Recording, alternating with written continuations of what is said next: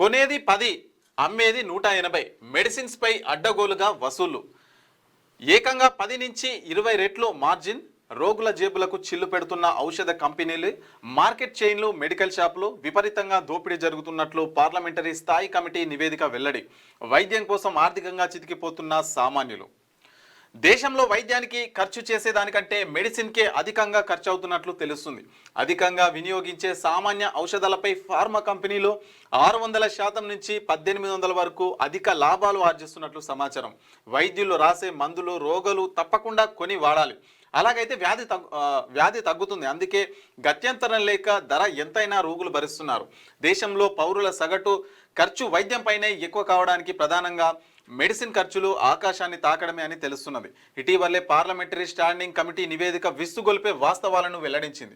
ఔషధాల ధరలు అధికంగా ఉండడం వల్ల రోగులపై తీవ్రమైన ఆర్థిక భారం పడుతుంది. నాన్ షెడ్యూల్ డ్రగ్స్పై ప్రభుత్వ నియంత్రణ లేకపోవడమే ఇందుకు కారణంగా తెలుస్తున్నది.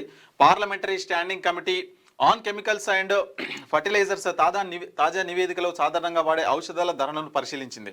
స్టాకిక్స్కు ఇచ్చే ధరతో పోలిస్తే మ్యాక్సిమం రిటైల్ ప్రైస్లో భూమి ఆకాశం మధ్య ఉన్నంత భారీగా గుర్తించింది. రోగులకు అత్యవసర మందులు అందుబాటులో లేకపోవడం వల్లే ధరలు ఈ విధంగా పెంచుతున్నట్లయితే తెలుస్తుంది. సో ఇక మెడికల్ మాఫియా గురించి ప్రత్యేకంగా చెప్పుకోవాల్సిన లేదు.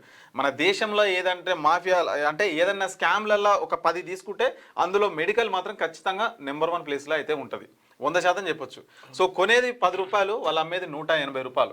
నిజంగా కొందరు డాక్టర్లు అయితే నిజంగా ఎట్లా అంటే హాస్పిటల్కి పోతే ఫస్ట్ నీకు గోళీలు పరీక్షలు ఇక అన్నీ రాస్తాడు వాళ్ళు. నీకు రీసెంట్గా నాదే ఎగ్జాంపుల్ చెప్తా. మొన్న ఎలక్షన్ ఊరికి పోయి వస్తుంటే నాకు కంట్లో చెత్తబడి 2 రోజులు ఇబ్బంది పెట్టింది. పోతుందేమనుకున్నా పోలేదు. నేను డాక్టర్ దగ్గర వెళ్ళిన, ఒక ఆర్ఎంపీ డాక్టర్ దగ్గర పోతే సార్ ఇట్లా కంట్లో చెత్తబడ్డది అని అంటే గోళీలు నేను జస్ట్ అది ఏమంటారు కంట్లో డ్రాప్స్ వేసుకుంటారు కదా అది కావాలని చెప్పిన. ఆయన గోళీలు రాసిండు, నాకు ఇంజెక్షన్ ఇస్తా అన్నాడు. నాకు అర్థం కాలే, ఇంజెక్షన్ కంట్ల చెత్తకు ఇంజెక్షన్ ఎందుకు, గోళీలు ఎందుకు అన్నప్పుడు లేదు ఇవన్నీ తీసుకుంటే తక్కువ అవుతుంది, కొద్దిగా చెత్త పడ్డది కదా, నొప్పి ఉంటుంది కదా, ఇంజెక్షన్ గోళీలు ఇస్తే తక్కువ అవుతుంది అని అన్నాడు. నాకు ఏం చెప్పాలని అర్థం కాలే. ఇక లేకపోతే ఇక అది ఏమంటారు ఆ సిరప్ ఇవ్వమంటే ఒకటి ఇయ్యడమని చెప్పేసి గోళీలు తీసుకున్నా, ఇంజెక్షన్ తీసుకోలే. ఇగో ఇట్లా ఉంది కథ. కంట్ల చెత్త పడితే గోళీలకు ఏం సంబంధము, ఇంజెక్షన్కి ఏం సంబంధం? ఇగో ఈ విధంగా కొందరు డాక్టర్లు ప్రవర్తిస్తున్నారంటే నిజంగా అది బిల్లు పేపర్ నిండాలి వాళ్ళకు. ఎంతసేపు వాళ్ళకు ఇక పోయిందామంటే వాళ్ళకి సాటిస్ఫాక్షన్ నింపుతుంటారు. ఇట్లా పేపర్ నిండాలి. నువ్వు అది ఏ రోగమన్నా రాని, చిన్నది రాని పెద్దది రాని, నువ్వు పోగానే ఫస్ట్ నీకు సూది కూర్చుడే, గోళీలు రాసుడే, ఒక 500-600 గోళీలు ఒక సూది. ఏందో అర్థం కాదు నాకు. ఇప్పుడు 10 రూపాయలు సబ్బు ఉంది అనుకో, తెల్లారి 15 రూపాయలు అన్నాను అనుకో, అవి గంత ఎక్కడదని మనం అడుగుతాం. ఈ గోళీలు అట్లా కాదు కదా. ఆడు 10 రూపాయలు ఉన్నది 200 కమ్మినా కూడా ఇది ఎమర్జెన్సీ ప్రాణాలతో చెలగాటం అవుతుంది కాబట్టి మన డాక్టర్ కాడికి పోతే ఇక అప్పుడు ఆయన ఏం చెప్పినా మనం వినాల్సిందే. లేకపోతే ఏమవుతుందో భయం, అదో భయం వల్ల. ఇప్పుడు మనం ఏడికి పోయినా బేరం ఆడతాం, వీడు ఆడడానికి వీల్లేదు, ప్రాణం పోతుంది అని చెప్పేసి మనిషి భయం అట్లా. సో మనుషుల ఏవైతే అవసరాలను ఆసరాగా చేసుకొని ఇగో ఈ విధంగా ప్రవర్తిస్తున్నారు ఔషధ కంపెనీలు.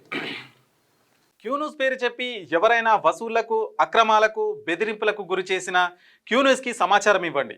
క్యూన్యూస్ ఎప్పుడూ ఇలాంటి చర్యలకు పాల్పడదు, ప్రోత్సహించదు. క్యూన్యూస్ ఎల్లప్పుడూ ప్రజా గొంతుకగా ప్రజల సమస్యల కోసం నిరంతరం పోరాడుతుంది.